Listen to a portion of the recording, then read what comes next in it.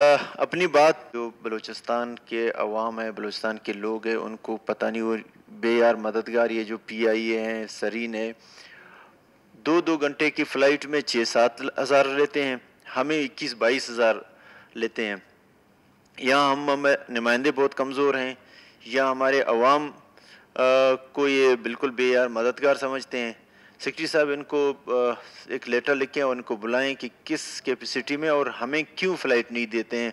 हर वक्त हमारी फ़्लाइटें भी कैंसिल होते हैं, फ़्लाइटें भी दोनों को और कहें कि हमें प्रॉपर फ़्लाइट दें या हमारे बंद कर दें। हम ये क्या 22-22 हज़ार, हम 1 घंटे की फ़्लाइट है, हमें 22 हज़ार लेते हैं और दूसरों को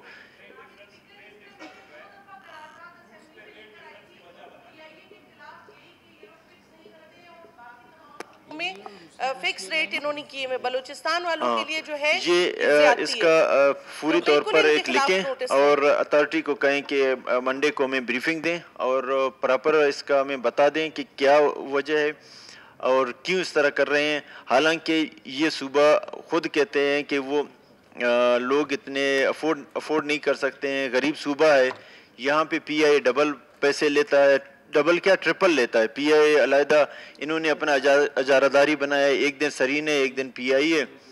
तो प्रॉपर हमें वो फ्लाइटें दे दें और नहीं देते हैं फिर हम उसका कार्रवाई का हक रखते हैं।